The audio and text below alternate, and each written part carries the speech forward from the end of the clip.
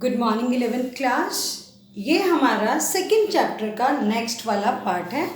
कल हमने बेटे क्या करा, हमने प्राइमरी डेटा का मतलब और कलेक्शन ऑफ प्राइमरी डेटा के मेथड्स करे। What are the different methods of collecting primary data. Okay, तो हमने कल बेटे 4 main methods of collection of primary data पढ़ा। Number 1 direct personal investigation, number 2 indirect oral investigation, number 3 information from local correspondents or local persons, और number 4 information through questionnaire। अब questionnaire के दो methods हैं। एक तो क्वेश्चनियर को मेल कर दूं या एक क्वेश्चनियर को बहुत सारे पर्सन्स को अपॉइंट कर दूं और उन पर्सन्स को वो क्वेश्चनियर दे दूं और बोलूं कि तुम जाकर भरकर लाओ। ठीक है, अब what is the main difference between questionnaires and schedule. अगर मैं आपको बेटे उसका फॉर्मेट दिखाऊंगी तो ऑलमोस्ट सेम होगा, बट उनको भरने के तरीके से अगर मैं दो डिफरेंट क्वेश्चनियर्स को अलग अलग तरीके से भर रही हूँ तो एक क्वेश्चनियर भी हो सकता है और दूसरा स्केड्यूल भी बन सकता है। द पॉइंट इज, सपोज मैंने एक क्वेश्चनियर में 10 क्वेश्चन बनाए, ठीक है, और मैंने दूसरे को दे दी कि आप खुद से भर दो, तो वो जो फॉर्मेट मैंने रेडी करके क्वेश्चंस का दिया that is called questionnaire.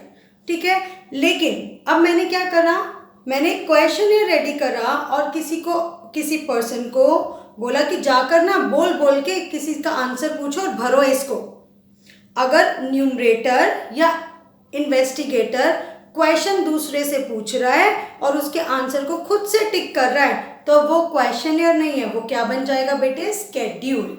Okay, format wise दोनों में कंफ्यूजन हो सकती है, but the way of filling it makes the difference as questionnaire and schedule. Schedule enumerator खुद से क्वेश्चंस को बोलेगा, जो रेस्पोंडेंट आंसर करेगा वो न्यूमरेटर उसमें फिल करेगा, सो वो set of questions will be called as schedule.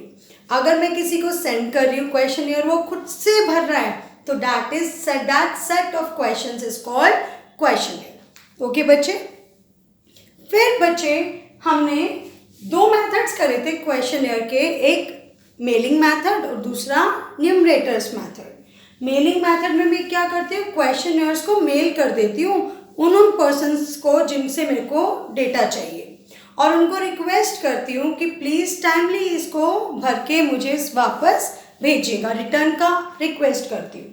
और इसमें ना मैं इन्फॉर्मेंट्स को बोलती हूँ please take interest, show interest, be loyal and बहुत अच्छे तरीके से इसको फिल कीजिएगा। ये रिक्वेस्ट भी मैं प्रॉपर इंस्ट्रक्शंस को देकर मैं उस क्वेश्चनियर को मेल करती हूँ। ओके, सो दूसरा मेथड क्या पढ़ा था बच्चे, न्यूमरेटर्स मेथड। ये भी क्वेश्चनियर का एक अलग मेथड है। इसमें मैं क्वेश्चनियर को ना मेल नहीं करती, मैं क्या करती हूँ, बहुत सारे पर्सन्स को अपॉइंट कर देती हूँ, जिनको ट्रेनिंग देती हूँ कि कैसे कैसे जाकर तुम्हें क्वेश्चंस पूछने हैं, कैसे भरने हैं, अगर ये वाली सिचुएशन हो जाएगी तो क्या करना है। क्लियर हुआ? तो उन पर्सन्स को मैं क्या बोलती हूँ, न्यूमरेटर्स बोलती हूँ, जो इन्वेस्टिगेटर के बिहाफ पर जाकर जगह जगह क्वेश्चनियर भर के लाते हैं। क्लियर हुआ बच्चे? अब यहाँ तक तो था हमारा primary data, methods of primary data, methods of collection of primary data. Now primary data के बाद कौन सा डेटा कहलाता है बेटे, सेकेंडरी डेटा। लेकिन उससे पहले बच्चे एक छोटा सा टॉपिक है जो 3 मार्क्स के अंडर आता है। आपको मैंने qualities of a good questionnaire कराया था लास्ट लेक्चर में, जिसमें मैंने आपको बोला था कि प्री टेस्टिंग कर लेनी चाहिए। प्री टेस्टिंग कैसे, प्री टेस्टिंग ऑफ क्वेश्चनियर्स अपने फ्रेंड्स में, अपने रिलेटिव्स में, अपने घर वालों के पास भेज कर आपको पता चल जाता है कि कोई प्रॉब्लम तो नहीं है, कोई क्वेश्चन कंट्रोवर्शियल तो नहीं है, क्या प्रॉपर फीडबैक मुझे सही आ रहा है, क्या न्यूमरेटर ढंग से काम कर रहा है। मैंने एक ट्रेनिंग के पर्पज़ से भेज दिया तो मुझे बहुत सारी असेसमेंट मिल जाती है। असेसमेंट का मतलब इवैल्यूएशन ऑफ द क्वेश्चनियर, ताकि अगर कोई शॉर्ट कमिंग या प्रॉब्लम आए मुझे, मैं उसको तभी की तभी सॉल्व कर दूं और प्रॉपर सॉल्व करने के बाद ही रेस्पोंडेंट्स को क्वेश्चनियर एक्चुअल में सेंड करूं। तो मैंने जो प्री टेस्टिंग करी बेटे, इसको मैं क्या बोलती हूँ, pilot survey of the questionnaire. ठीक है, अब what is the meaning of pilot survey मैंने आपको बता दिया है। अब मुझे कैसे इसका मीनिंग लिखना है, कैसे कैसे ये मुझे हेल्प करता है being an investigator. Okay, so meaning of pilot survey, this is a sort of pre testing of your questionnaire. मैंने आपको बोला अपने क्वेश्चनएयर की प्री टेस्टिंग है भाई। फाइनली उन लोगों के पास जिनसे मुझे एक्चुअल में डेटा चाहिए उनके पास भेजने के बदले पहले मैं थोड़े से 10 से 100 200 एक बार प्री टेस्टिंग कर कर तो देख लूँ, कभी कोई प्रॉब्लम हुई तो पहले ही उसको कवर कर लेंगे, उसको सॉल्व कर लेंगे। Okay, this helps you to assess, assess का मतलब इवेल्युएट, एनालाइज, ठीक है, the quality of your questionnaire. इससे आपको पता चल जाएगा आपके क्वेश्चनएयर की क्वालिटी बेटर है या कोई प्रॉब्लम तो नहीं है, ताकि आप उसको सॉल्व कर सको। आगे, accordingly you are able to know in advance the drawbacks of your questionnaire. आपको एडवांस में पता चल जाएगा क्वेश्चनएयर में प्रॉब्लम है और उसको आप तभी की तभी सॉल्व करके ही फाइनल रेस्पोंडेंट्स को सेंड करोगे। ओके क्लास, आगे। Now pilot survey is very helpful. How come? How does pilot survey help to an investigator? देखो, number 1, in assessing the quality and suitability of the questions. अब मैं जब अपने लोगों में क्वेश्चनएयर्स को भेजूंगी प्री टेस्टिंग के वे से, तो मुझे पता चल जाएगा क्या क्वेश्चनएयर की क्वालिटी ठीक है, कोई प्रॉब्लम तो नहीं है, कोई कंट्रोवर्सी तो नहीं भाई हो रही है क्वेश्चंस को पढ़ के, कोई ऑफेंडिंग क्वेश्चन तो नहीं है। अगर कोई प्रॉब्लम होगी तो मुझे पहले ही एडवांस में पता चल जाएगा with the help of pilot सर्वे।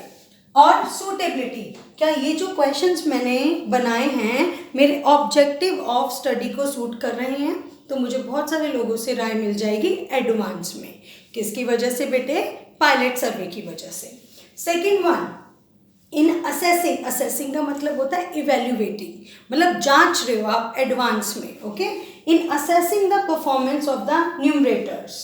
अब अगर मैं बात करूं बच्चे, मैंने क्या करा कि क्वेश्चनएयर्स को ना, न्यूमरेटर्स को देखती हूँ कि प्रॉपर ट्रेनिंग मिली है या नहीं मिली है, अभी भी उनमें कोई प्रॉब्लम है या नहीं है, क्या वो सिचुएशन वाइज अपने आप से प्रॉपर सिचुएशन को हैंडल कर पा रहे हैं या नहीं कर पा रहे हैं। तो मैंने क्या करा, प्री टेस्टिंग के टाइम पर न्यूमरेटर्स को क्वेश्चनएयर दे दिया और बोल दिया कि इन लोगों से जाके पहले ना टेस्टिंग करवा के भरवा कर देखो, इनसे क्या हो जाएगा, मुझे फीडबैक मिल जाएगा। किन के बारे में? न्यूमरेटर्स के बारे में, क्या ये प्रॉपर वे में क्वेश्चनएयर भर के ला रहे हैं या नहीं, या ये फ्लेक्सिबल हैं, क्या ये लैंग्वेज वाइज प्रॉपर पोलाइट हैं या नहीं हैं, ताकि मुझे इनकी ट्रेनिंग के बारे में पता चल सके। अगर कोई फ्लोज आ रहे हैं तो मैं इनको समझा सकूं, इनको फर्दर ट्रेन कर सकूं। Okay, next, in assessing the cost and time involve in the final survey. बेटे मुझे पता है, अच्छा 10 मैंने प्री टेस्टिंग के क्वेश्चनएयर भेजे, इतना पैसा लगा, इतना टाइम लगा। अगर मुझे 1000 लोगों को भेजना है तो मुझे एक एस्टिमेट मिल जाएगा विद रिगार्ड्स टू कॉस्ट कि कितना पैसा खर्च होगा, विद रिगार्ड्स टू टाइम कि कितना टाइम खर्च होगा। ओके, ये सब मैं कर पाई किसकी वजह से? Just because of pilot survey. Pilot survey का मतलब प्री टेस्टिंग करना बेटे। ओके, यस क्लास, नाउ क्या क्या सोर्सेज हैं जिनके थ्रू मैं सेकेंडरी डेटा को कलेक्ट कर सकती हूँ। तो अब ये टॉपिक आता है बच्चे, व्हाट आर द वेज और the sources of collection of secondary data. बेटे सेकेंडरी डेटा का सबसे पहले मैं आपको मीनिंग रिव्यू दे रही हूँ, ध्यान से देखिए। सेकेंडरी डेटा क्या है? Second hand data. ओके, अब सेकेंड हैंड डेटा क्या है? मतलब आपने यूज़ करा लेकिन इस डेटा को पहले से ही ऑलरेडी किसी और ने कलेक्ट करा हुआ है। ठीक है, सो ये डेटा अगर आप यूज़ करोगे तो आपके लिए डेटा क्या बन जाएगा बेटे? सेकेंडरी डेटा, मतलब सेकेंड हैंड डेटा। ये आपने कलेक्ट नहीं करा है, ये किसने कलेक्ट करा है? किसी और ने कलेक्ट करा है और आप उसको यूज़ कर पा रहे हो।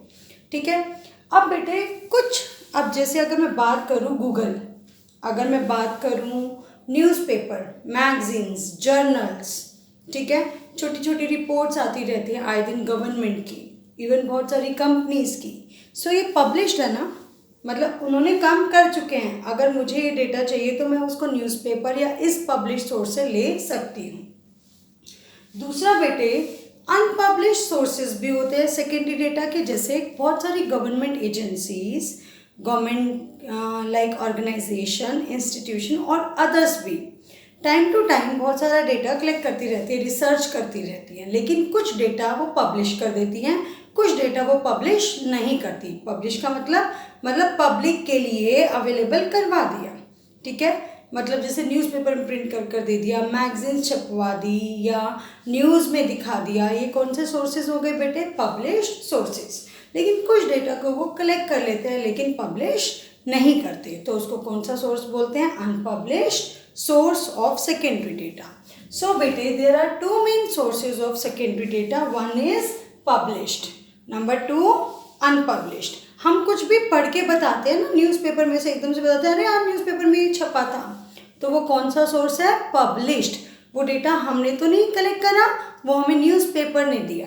क्लियर हुआ बच्चे? सो वो कौन सा सोर्स है? Published.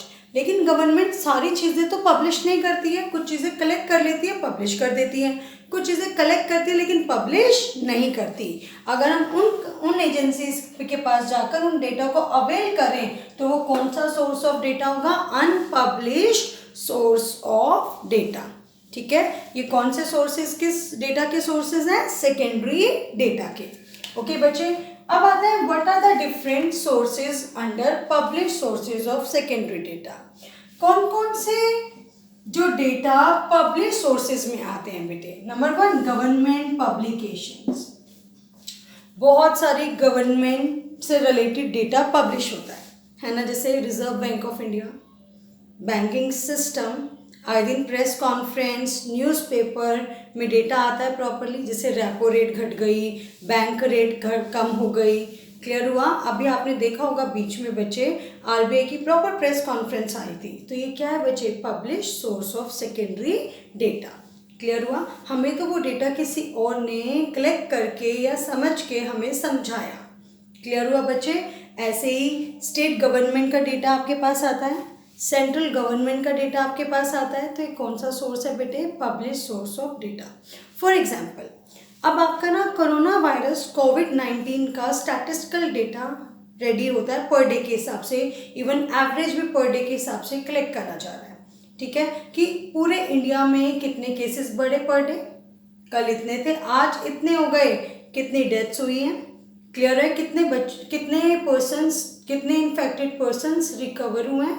Proper statistical data collect करा जा रहा है और उसको पब्लिश करा जा रहा है इन newspaper, in Aarogya Setu app, in news channel करा जा रहा है। और ये काम स्टेट गवर्नमेंट अलग से कर रही है अपना, और सेंट्रल गवर्नमेंट पूरे देश के लेवल पर अलग से कर रही है। सो ये कौन सा पब्लिकेशन है बेटे? Government publications. क्लियर हुआ? अब सेकेंड आता है बेटे सेमी गवर्नमेंट पब्लिकेशन। अब एक बात बताइए बच्चे, आपके राज्य को स्टेट गवर्नमेंट गवर्न करती है और देश को सेंट्रल गवर्नमेंट गवर्न करती है, ठीक है, लेकिन आपके शहर में क्या होता है? म्युनिसिपल कमेटीज़ होती हैं, म्युनिसिपैलिटीज़ होती हैं जो आपके शहर में काम करती हैं।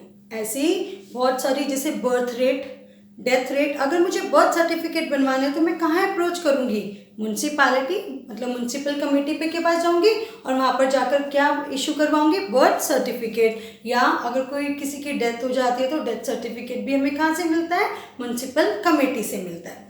तो ये वाला birth rate, death rate, education, literacy in a particular area, वो कौन रिकॉर्ड करता है? कौन कलेक्ट करता है? म्युनिसिपल कमेटीज, म्युनिसिपैलिटीज़, ठीक है। क्लियर हुआ? और वो अपनी रिपोर्ट्स आए दिन न्यूज़पेपर में छापते रहते हैं टाइम टू टाइम। सो ये कौन सा है? Semi government publication. नेक्स्ट आता है बच्चे reports of committees and commissions. आपने नाम सुना होगा प्लानिंग कमीशन। 2014 में इस प्लानिंग कमीशन को रिप्लेस कर दिया गया किससे? नीति आयोग से, ठीक है। प्लानिंग कमीशन का मतलब जो प्लान्स बनाते हैं, 5 ईयर प्लानिंग करते हैं, ठीक है। अब नीति आयोग भी प्लानिंग, मतलब क्या क्या पॉलिसी बनाई जाए देश की ग्रोथ के लिए, स्टेबिलिटी के लिए, इक्विटी के लिए। क्लियर हुआ बच्चे? सो ये कमीशंस भी जो डिसीजंस लेते हैं, डेटा कलेक्ट करते हैं, रिसर्च करवाते हैं, जिनके बेसिस पर ये वेरियस पॉलिसीज बनाते हैं, डेटा भी वो न्यूज़पेपर में अपने पब्लिकेशंस के थ्रू पब्लिश करते रहते हैं। सो ये कौन सा है? Reports of committees and commission. For example बेटे सोशल वेलफेयर कमेटी है, एक स्टेट लेवल पर या सेंट्रल लेवल पर वो भी डेटा को पब्लिश करती है। तो जनता के लिए वो डेटा पब्लिश क्या बन जाएगा, publish source of secondary data. Okay, next is publication of trade association. हमारे यहाँ पर ट्रेड यूनियन का नाम सुना होगा बच्चे, जिसमें truck union, transportation union, bank employees union होती है ना बच्चे। अब ऐसे लोग भी आए दिन अपने ट्रेड से रिलेटेड बहुत सारा डेटा कलेक्ट करते हैं। आए दिन जो बदलाव आ रहे हैं, सेल्स, टर्नओवर, प्रॉफिट, ये क्या हो रहा है, उनके ट्रेड के अकॉर्डिंग, उनके फील्ड के अकॉर्डिंग उस डेटा को पब्लिश करते हैं न्यूज़पेपर में, what ever the source it be. लेकिन ये जो पब्लिश सोर्स है वो किसका सोर्स है, सेकेंडरी डेटा का।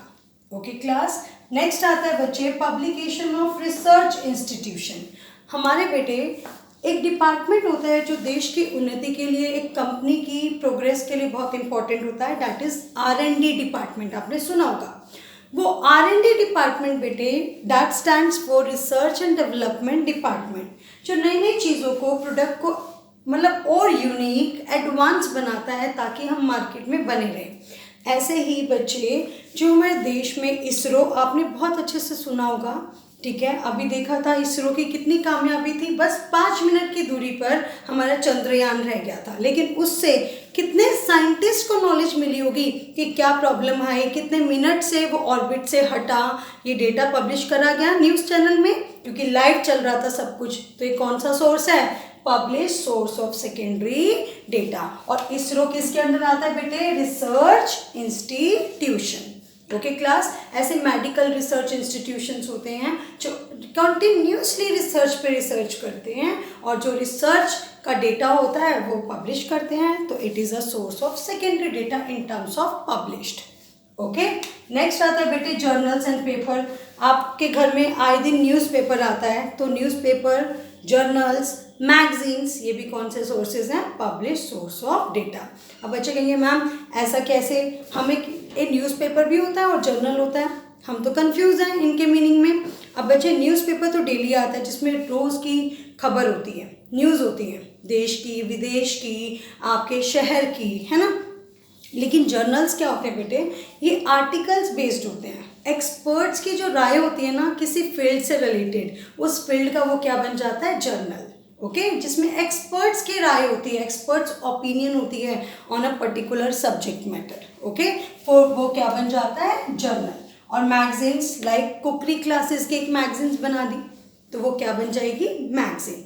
तो ये journals, newspaper, magazines, these are the published sources. Okay, आगे पब्लिकेशन ऑफ रिसर्च स्कॉलर्स। आपने देखा होगा बहुत सारे स्टूडेंट्स होते हैं जो रिसर्च में लगे होते हैं। जैसे आपने नेट का एग्ज़ाम के बारे में सुना होगा, जिसको प्रोफेसर, एसोसिएट प्रोफेसर का एग्ज़ाम बोला जाता है, ठीक है। दूसरा, अगर कोई बच्चा वो क्लियर कर लेता है और उसके मार्क्स बहुत अच्छे होते हैं तो वो JRF भी क्वालिफाई कर लेता है। JRF stands for junior research fellowship. It means वो रिसर्च के काम में लग जाता है। जब उसकी रिसर्च पूरी हो जाती है बेटे, वो अपनी रिसर्च को प्रॉपर पब्लिश करता है बुक के रूप में। तो वो कौन सा सोर्स है बच्चे, पब्लिकेशन ऑफ रिसर्च स्कॉलर्स। कौन किसके अंडर आएगा, पब्लिश्ड सोर्सेज के अंडर आएगा। आगे देखिए बच्चे, इंटरनेशनल पब्लिकेशन। आपने सुना होगा वर्ल्ड बैंक का नाम, है ना। अगर मैं वर्ल्ड बैंक का नाम ना लूँ, WTO, WHO। अब आप देख लीजिए, WHO इस कोविड-19 के लिए आए दिन डेटा पब्लिश कर रहा है। सो वो नेशनल लेवल का है, no, it belongs to international level organization. So ये वो डेटा क्या कहलाएगा बच्चे, इंटरनेशनल पब्लिकेशन। क्लियर हुआ बच्चे, ये सेकेंडरी डेटा के कौन से सोर्सेज हैं, पब्लिश्ड सोर्सेज ऑफ डेटा। अब मैं एक बात करती हूँ बेटे, गवर्नमेंट क्या सारे डेटा को पब्लिश कर देती है, छाप देती है, मीडिया तक पहुँचा देती है? नहीं ना, कुछ डेटा वो अपने पास रखती है, क्योंकि उसको पता है इसको पब्लिश करने का कोई यूज़ नहीं है। अगर किसी को चाहिए होगा, with the permission of the concerned authority वो उस डेटा को अवेल कर सकता है, लेकिन उनको हमने पब्लिश नहीं करा है, तो उन डेटा को क्या बोलते हैं बेटे, unpublished sources of secondary data. इनको प्राइवेट सेक्टर भी, गवर्नमेंट सेक्टर भी, या गवर्नमेंट या कोई भी इंस्टीट्यूशन कलेक्ट कर सकता है, लेकिन पब्लिश नहीं करता है। ओके, देखिए unpublish sources of data, the data which are collected by the government organisations and others, clear mention है, गवर्नमेंट के अलावा दूसरे भी, फॉर देयर सेल्फ रिकॉर्ड, अपने पर्पस के लिए, अपने डेटा के रिकॉर्ड के लिए, अपने सेल्फ मतलब वर्क के लिए वो डेटा को रिकॉर्ड कर रहे हैं, but these data are not published, लेकिन इस डेटा को पब्लिश नहीं करा जाता।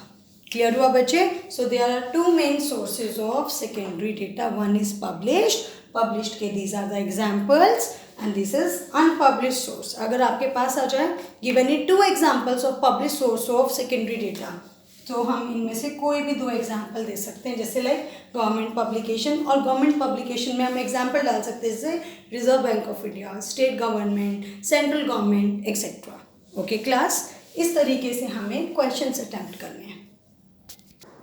यस क्लास, नाउ आपको पता है secondary data second hand data है, मीन्स आपने खुद से कलेक्ट नहीं करा है, इट मीन्स कहीं तो प्रॉब्लम आएगी, मतलब क्या पूरे विश्वास के लायक है, क्या प्रॉपर एक्यूरेट है, क्या पर्याप्त है, पर्याप्त मात्रा में डेटा अवेलेबल है, पर्याप्त को बोलते हैं एडिक्वेट। इट मीन्स मेरे 3 क्वेश्चन अराइज होते हैं, विश्वास के लायक मतलब रिलायबल है, एडिक्वेट पर्याप्त है, एक्यूरेट क्या एरर फ्री है, कि मतलब कोई प्रॉब्लम तो नहीं है, कि कभी कोई गलती तो नहीं करी गई, कभी डेटा कलेक्ट करा गया। तो मुझे इन 3 पहलुओं के मद्देनज़र रखते हुए बहुत सारे प्रिकॉशंस यूज़ करने पड़ेंगे while using the secondary data. ठीक है, अब मुझे बहुत सारे क्रॉस चेक करना पड़ेगा, क्या जिस ऑर्गेनाइजेशन ने इसको कलेक्ट करा क्या उसने सही मेथड अडॉप्ट करा था, क्या प्रॉपर ट्रेंड लोग थे जिन्होंने डेटा कलेक्ट करा, तो मुझे रिलायबिलिटी आएगी। क्या जो सिचुएशन में उन्होंने डेटा कलेक्ट करा क्या वो मेरी सिचुएशन के अकॉर्डिंग मैच करता है, तो मैं डेटा यूज़ कर सकती हूँ, है ना, नहीं तो मेरा मैच नहीं होगा, मीन्स वो मेरे लिए प्रॉपर एप्रोप्रिएट डेटा नहीं है। फॉर एग्जाम्पल बेटे, सपोज अगर मैं कोविड-19 वाली सिचुएशन का डेटा इंडस्ट्रीज़ की परफॉर्मेंस को जनरल सर्कमस्टांसेस की इंडस्ट्रीज़ के परफॉर्मेंस से कंपेयर करूँ, तो ये कंपैरिजन बिल्कुल प्रॉब्लमेटिक होगा। क्यों? कोई बेस ही नहीं है। सबको पता है इस टाइम पर बहुत ज़्यादा लॉकडाउन है, एम्प्लॉयज़ कंपनीज़ में वर्क नहीं कर पा रहे प्रॉपरली, तो यहाँ पर अभी सिचुएशन अलग है, it is a very rare situation. ठीक है, सो मेरे को इन जिस कंडीशन में डेटा कलेक्ट करा गया उसको बहुत अच्छे से ध्यान में रखना है। ठीक है, फिर आता है बच्चे, क्या यूनिट यूज़ करी गई थी while collecting the data. For example मैं किसी कंपनी में जो कार्स बनाती है उसने स्पीड यूज़ करी किलोमीटर और मैंने लिया मीटर, उसमें मुझे उसकी किलोमीटर एंड मीटर में फ़र्क नहीं पता चला क्योंकि वहाँ पे कोई यूनिट मेंशन नहीं थी, तो मेरा कंपैरिजन क्या हो जाएगा, यूजलेस हो जाएगा। क्लियर है? एक्यूरेसी होनी चाहिए, मुझे देखना चाहिए क्या डेटा एक्यूरेट है, एरर फ्री है, क्या कोई प्रॉब्लम तो नहीं है, अगर नहीं है तो ही मैं उस डेटा को यूज़ कर पाऊँगी, अदरवाइज मैं उस डेटा को यूज़ नहीं कर पाऊँगी। सो अगेन 3 मार्क्स के अकॉर्डिंग एक क्वेश्चन अराइज होता है, what are the main precautions to be adopted by using the secondary data. Okay, so these are the mainly precautions which are required to be adopted while using the second hand data, means secondary data। देखो, in order to assess, मैं बार बार बोल रही हूँ assess का मतलब evaluate, जांच रहे हो आप क्या डेटा सही है, प्रॉपर है, adequate है, reliable है। ठीक है, in order to assess the reliability, suitability and adequacy of the data, the following points must be kept in mind while using second hand data। बेटे 3 मेन क्वेश्चन मेरे सामने आते हैं बच्चे, रिलायबिलिटी, सूटेबिलिटी एंड आपकी एडिक्वेसी, विश्वास के लायक है या नहीं, सूटेबिलिटी है या नहीं है, जो पर्पस मेरी स्टडी का है, क्या जो डेटा ऑलरेडी कलेक्टेड है वो मेरे पर्पस को मैच कर रहा है या नहीं कर रहा, अगर कर रहा है तो सूटेबल है, अगर जो डेटा ऑलरेडी कलेक्ट हो चुका है उसका मेन उद्देश्य क्या था, सपोज गवर्नमेंट ने एक डेटा कलेक्ट करा पॉवर्टी पर, ठीक है, और मुझे डेटा चाहिए इन्फ्लेशन पर, तो ये डेटा का ऑब्जेक्टिव नहीं है, मैच नहीं कर रहा, इसका मतलब सूटेबिलिटी नहीं है। अगर मैं ये डेटा यूज़ करूँगी तो मेरी रिसर्च का बिल्कुल प्रॉब्लम हो जाएगी। ठीक है, एडिक्वेसी क्या पर्याप्त मात्रा में जितना मुझे डेटा चाहिए अवेलेबल है या नहीं है। ठीक है, अब क्या क्या प्रिकॉशंस होते हैं बच्चे। Number 1, ability of the collecting organisation. जो डेटा ऑलरेडी कलेक्ट करा जा चुका है, क्या वो डेटा मैं यूज़ करूं? तो मैं सबसे पहले क्या चेक करूंगी कि जिस पर्सन ने, जिस ऑर्गेनाइजेशन ने कलेक्ट करा, क्या उसकी गुडविल अच्छी है, क्या उसकी एफिशिएंसी अच्छी है, क्या उसकी परफॉर्मेंस अच्छी है या नहीं। अगर है तो मैं यूज़ करूंगी, नहीं तो मैं नहीं यूज़ करूंगी। ठीक है, नेक्स्ट ऑब्जेक्टिव एंड स्कोप। अब मैंने बोला कि मुझे सपोज एक ऑर्गेनाइजेशन ने डेटा कलेक्ट करा हुआ है पॉवर्टी पर, तो उनका उद्देश्य ऑफ कलेक्शन ऑफ डेटा क्या था? पॉवर्टी। अब मेरा जो स्टडी मैं कर रही हूँ, जिस स्टडी के लिए मुझे डेटा चाहिए, वो मेन स्टडी का उद्देश्य है assessing the inflation with in the last 10 years। ठीक है, अब उन्होंने पॉवर्टी पे डेटा कलेक्ट करा हुआ है, मेरा उद्देश्य है इन्फ्लेशन का डेटा लेना। क्या मैच हो रहा ऑब्जेक्टिव? नहीं। ठीक है, अब सपोज उन्होंने पॉवर्टी का डेटा कलेक्ट करा, मुझे भी पॉवर्टी का डेटा चाहिए, लेकिन मेरा स्कोप है रूरल एरिया, उन्होंने कर रखा है बोथ, तो मैं कैसे बाइफरगेट करूं? नहीं ना, तो मुझे देखना पड़ेगा क्या मेरा ऑब्जेक्टिव और स्कोप उस डेटा से मैच कर रहा है। अगर मैच कर रहा है तो मैं यूज़ करूंगी, अदरवाइज यूज़ नहीं करूंगी। आगे आता है बेटे मेथड ऑफ कलेक्शन। अब बच्चे बोलेंगे मैम आपने तो हमें methods of collection of data नहीं सिखाया। बेटे यहाँ पे कलेक्शन का मतलब है जिस ऑर्गेनाइजेशन ने फर्स्ट टाइम डेटा कलेक्ट करा उसका क्या मेथड था। क्लियर हुआ? अब मेरे को पता है कि एक एक पर्सन के डेटा मुझे चाहिए जो ऑलरेडी किसी ने करा, उसने कर रखा है इनडायरेक्ट ओरल से, मेरे को एक एक पर्सन से पर्सनली वाला डेटा चाहिए। मैच नहीं हुआ मेथड जो मेरे को रिक्वायर्ड था और जो उन्होंने एक्चुअल में अडॉप्ट करा हुआ था। इट मीन्स मैं कौन से मेथड्स की बात कर रही हूँ? ऑफ द प्राइमरी डेटा, क्योंकि जिसने पहली बार डेटा ऑलरेडी कलेक्ट करा हुआ है वो तो प्राइमरी मेथड से अडॉप्ट करेगा, है ना। लेकिन मुझे वो डेटा यूज़ करना है तो मुझे देखना पड़ेगा क्या प्रॉपर, जब फर्स्ट टाइम ये डेटा कलेक्ट हुआ तो इसका मेथड प्रॉपर था, एप्रोप्रिएट था, डिपेंडिंग अपॉन द सूटेबिलिटी और नॉट। इफ़ यस तभी मैं डेटा यूज़ करूँगी, अदरवाइज डेटा यूज़ नहीं करूँगी। नेक्स्ट आता है बेटे time and condition of collection. भाई क्या टाइम चल रहा था? अगर मैं आइसक्रीम की प्रेफरेंस पूछूं और विंटर चल रहा तो मुझे प्रॉपर प्रेफरेंस नहीं मिलेगी। अगर मैं sales of ice cream and frozen product check करूं ड्यूरिंग विंटर्स तो ये सही कंडीशन नहीं है। क्लियर हुआ बच्चे?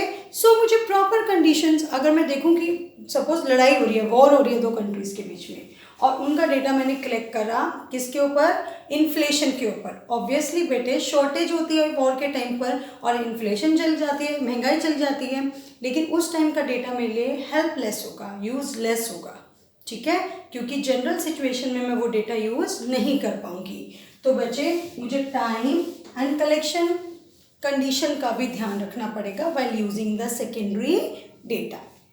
आगे आता है बेटे डेफिनेशन ऑफ द यूनिट। बच्चे जिस यूनिट में डेटा कलेक्ट करा गया है और जो यूनिट मैं अडॉप्ट कर रही हूँ it must be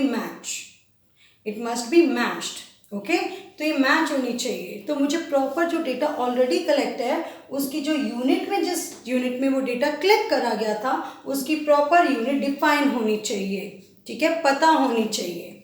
okay, next accuracy. अब मुझे देखना है क्या डेटा एक्यूरेटली कलेक्ट करा गया है। थोड़ी सी मैं टेस्टिंग कर कर देखूंगी, अगर यस एक्यूरेसी है तो मैं उसको यूज़ करूंगी, अदरवाइज मैं उसको यूज़ नहीं करूंगी। So these are the main precautions जो सेकेंडरी डेटा को यूज़ करने से पहले मुझे ध्यान में रखने चाहिए। ओके क्लास, अब हमारा ना वैसे तो हमारा ये सेकेंड चैप्टर वाइंड अप हो चुका है, लेकिन अभी मैंने आपको ना सोर्सेज ऑफ सेकेंडरी डेटा कराया। सोर्सेज ऑफ सेकेंडरी डेटा में मैंने आपको दो सोर्सेज कराए, number 1 published, number 2 unpublished. Publish में सबसे पहले मैंने क्या करवाया? गवर्नमेंट पब्लिकेशंस, है ना बच्चे। फिर उसमें मैंने आपको एग्जांपल दिया state government publications, central government publication जैसे आरबीआई का। ठीक है, अब इनके स्टैटिस्टिकल भी पब्लिकेशंस होते हैं जैसे census of India. Census of India हर 10 साल सरकार कंडक्ट करती है पूरे इंडिया के लेवल पर, ताकि मुझे population of India, birth rate, death rate, demographic profile, density, इन सब चीज़ों के बारे में सरकार को और देश के लोगों को पता चल सके। और मैं बार बार आपको बता रही हूँ बेटे, फर्स्ट सेंसस इंडिया में कब करा गया था? ब्रिटिशर्स के टाइम पर इन 1881। और उसके बाद हर 10वें साल ये सेंसस ऑफ इंडिया कंडक्ट करा जाता है। जैसे लास्ट सेंसस कब हुआ होगा? 2011 में, लेकिन अब नेक्स्ट कब ड्यू है? 2021 में, फिर 2031 में। ओके क्लास, तो अगर मैं बात करूँ बच्चे शॉर्ट नोट में ना, सेंसस ऑफ इंडिया NSSO नाम की ऑर्गेनाइजेशन की शॉर्ट नोट आते हैं। और ये कौन से सोर्सेज हैं बेटे? पब्लिश सोर्स का गवर्नमेंट पब्लिकेशंस। तो मैं ये 2 शॉर्ट नोट आपको अब कराने जा रही हूँ। ओके, यस एवरीवन, नाउ मैं बार बार बोल रही हूँ, पब्लिश सोर्स का गवर्नमेंट पब्लिकेशन के 2 important examples. Number 1 census of India और दूसरा कराऊंगी NSSO। Okay, it is an organisation. लेकिन पहले मैं करा रही हूँ बेटे सेंसस ऑफ इंडिया। बेटे मैं बार बार बता रही हूँ, इन 1881 ब्रिटिशर्स के टाइम पर ब्रिटिशर एक बहुत बड़ी अथॉरिटी थी जिनका नाम था लॉर्ड मायो, जिसने फर्स्ट टाइम इंडिया में सेंसस कंडक्ट करा था इन 1881। उसके बाद हर 10वें साल ये सेंसस ऑफ इंडिया कंडक्ट होता है। मेनली इस सेंसस ऑफ इंडिया का पर्पस क्या होता है? पॉपुलेशन के regarding information and various demographic aspects of India के बारे में आपको इंफॉर्मेशन मिलती है। जैसे डेमोग्राफिक में क्या आता है बच्चे? आपका डेंसिटी, मतलब पर किलोमीटर एरिया के दायरे में कितने लोग रहते हैं, कितने नंबर ऑफ पीपल रहते हैं। Birth rate, death rate, literacy rate, ठीक है, इन्फेंट मोर्टेलिटी रेट, इवन आपकी सेक्स रेशो, ये सब चीज़ें डेमोग्राफिक प्रोफाइल के अंतर्गत आती हैं, जो किसके अंदर कलेक्ट करी जाती है? सेंसस ऑफ इंडिया के अंदर, ठीक है। इवन आपकी पॉपुलेशन ग्रोथ रेट भी कौन कलेक्ट कर देता है? Census of India. अब इसके लिए कौन सी ऑर्गेनाइजेशन रिस्पॉन्सिबल है इसको कंडक्ट कराने में, इसको पब्लिश करने में? मैंने नाम लिखा है the registrar general and census commission, और जो उसका हेड होता है उसको क्या बोलते हैं? The registrar general and census commissioner. Commission organisation और उसके हेड को कौन क्या बोलते हैं? The registrar general and census commissioner, ठीक है। ये कमिश्नर रिस्पॉन्सिबल होता है कंडक्ट करवाने के लिए एज वेल एज पब्लिश कराने के लिए क्या? सेंसस ऑफ इंडिया को, ठीक है। और ये डेसिनियल है। डेसिनियल का मतलब क्या होता है? एवरी 10th ईयर ये सर्वे करा जाता है, ये सेंसस ऑफ इंडिया करा जाता है। और इसमें बेटे 1 to 1 जाकर आपने देखा होगा, हर 10वें साल ना आपके घर में एक बड़ा सा रजिस्टर लेकर लोग आते हैं गवर्नमेंट के, ठीक है। वो आपको बताते हैं जी हम सेंसस के लिए आए हैं, है ना, गवर्नमेंट ने भेजा है। आपके घर में कितने लोग, क्या क्या एज है, कितने लोग पढ़े लिखे हैं, कितनी कार है, ठीक है, कौन भाई अभी तक ये थे, इनमें से कोई मर चुका तो नहीं है, मतलब कोई एजेड पर्सन या किसी की अनफॉर्चुनेटली डेथ तो नहीं हो गई है, इनकम क्या है, ये सब चीज़ें कलेक्ट करते हैं वो लोग, और जिसके बेसिस पर वो birth rate, death rate, population में चेंजेस का अनुमान लगाते हैं, जिसको हम सेंसस ऑफ इंडिया के नाम से जानते हैं। Okay class, now census of India it is a decennial. Decennial का मतलब आफ्टर एवरी 10 ईयर्स कंडक्ट करते हैं। Publication of the government of India, मैं बार बार बोल रही हूँ, गवर्नमेंट पब्लिकेशन का एग्जाम्पल है, ठीक है। इट इज़ पब्लिश्ड, कौन पब्लिश करता है बच्चे इसको? The registrar and general census, the registrar general and census commissioner, ठीक है। एक कमीशन का ये हेड होता है जिसको हम क्या बोलते हैं बेटे? The registrar general and census commissioner. Okay, ना इंडिया में it gives information about population size, कि पहले पॉपुलेशन इतनी थी अब कितनी हो गई है, ठीक है, बड़ी है, घटी है, और किस रेट से बढ़ रही है पॉपुलेशन ग्रोथ रेट, और वेरियस डेमोग्राफिक एस्पेक्ट्स भी ये सेंसस ऑफ इंडिया बताता है। जैसे birth rate, death rate, sex ratio, literacy rate, infant mortality rate, maternal mortality rate etcetera. Clear हुआ बच्चे? डेंसिटी, ये सारी चीज़ों के बारे में हमें सेंसस ऑफ इंडिया इंफॉर्मेशन देता है। Okay class? Yes class, now the second example या second organization जो government publication under publish sources of secondary data का एग्जाम्पल बन सकती है। क्या है? NSSO। NSSO का मतलब होता है नेशनल सैम्पल सर्वे ऑफिस। ठीक है, ये एक ऑर्गेनाइजेशन है और ये गवर्नमेंट ऑर्गेनाइजेशन है जो 1950 में मिनिस्ट्री ऑफ स्टैटिस्टिक्स ने इसको मतलब एस्टैब्लिश करा था। और इसका इस ऑर्गेनाइजेशन का मेन पर्पस है बेटे रेगुलर बेसिस पर सोशो इकोनॉमिक सर्वे करवाना। सोशो का मतलब क्या? सोसाइटी वेलफेयर के अकॉर्डिंग चल रहा है क्या? सोसाइटी मतलब लोग, देश के लोग सही से रहते हैं, सैनिटेशन प्रॉपर है, शौचालय, जैसे अभी आपको पता है कि कितने शौचालय बनाए गए ताकि हम सैनिटेशन को इम्प्रूव कर सके। सो इसके रिगार्डिंग जो डेटा कलेक्ट करती है, सर्वे करती है, वो कौन सी ऑर्गेनाइजेशन है बेटे? NSSO। ओके, जैसे ये तो हुआ सोशो। अगर मैं बात करूं बच्चे मेडिकल फैसिलिटीज़ अवेलेबल है नहीं है, एजुकेशन फैसिलिटीज़ प्रॉपर अवेलेबल है या नहीं है, ये सब कौन से हैं बेटे? Social. Now what you mean by economic? Employment, unemployment, poverty, ये सब किस में बेटे? इकोनॉमिक। इस मीन्स इन दोनों फील्ड से रिलेटेड सर्वेस कंडक्ट करती है, इसलिए इन सर्वेस को हम क्या बोलते हैं बेटे? Socio economic surveys. इनकम का पैटर्न क्या है? एग्रीकल्चर से लोग कमाते हैं, नौकरी करके कमाते हैं या सेल्फ एम्प्लॉयड हैं, इन सब का भी डेटा कौन कलेक्ट करता है बच्चे? NSSO। ठीक है बेटे? सो NSSO की रिपोर्ट्स और जो पब्लिकेशन पब्लिश होते हैं वो कौन सा एग्जाम्पल है? Government publication under publish sources में। ठीक है, अब मैं आपको एक शॉर्ट नोट करवा रही हूँ किसके ऊपर? NSSO या reports and publications of NSSO। ठीक है, बात एक ही है, इट मीन्स हमें इन ऑल NSSO का मीनिंग आना चाहिए, उसके बारे में हमें पता होना चाहिए। ठीक है, ये एक ऑर्गेनाइजेशन सबसे लार्जेस्ट ऑर्गेनाइजेशन है जो क्या कंडक्ट करती है बेटे? Socio economic surveys on routine basis, regular basis पर, टाइम टू टाइम। ठीक है, और ये एस्टैब्लिश कब हुई थी? 1950 में। किसने एस्टैब्लिश करा था? Ministry of statistics. और स्टैटिस्टिक्स मिनिस्ट्री का पूरा नाम क्या है बेटे? Ministry of statistics and programme implementation. ठीक है, इम्प्लीमेंटेशन के बाद क्या रिजल्ट आया, क्या डेटा रहा पहले के कंपेरेटिवली, ये प्रॉपर सर्वे NSSO करता है। NSSO की full form national sample survey office. Okay, ये गवर्नमेंट ऑर्गेनाइजेशन है, किसके under? Under the ministry of statistics and programme implementation.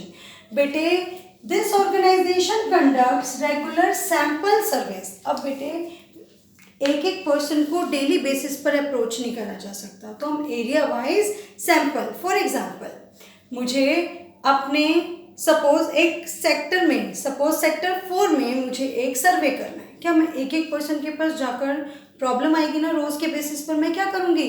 चलो भाई इस गली में से 10 लोगों से पूछ लिया, अगर 50 लोग रहते हैं, दूसरी गली में से भी 10 लोगों से पूछ लिया, तो मैंने सैंपल सर्वे कर लिया। मतलब सब लोगों से हर आइटम से डेटा कलेक्ट ना करके कुछ सेलेक्ट कर लिया एज ए सैंपल, जिनसे मैंने डेटा कलेक्ट कर लिया, इसलिए इसको क्या बोलते हैं बेटे? Sample survey. और ये रेगुलर सैंपल सर्वेस करता है किसके according? Socio and economic based पर।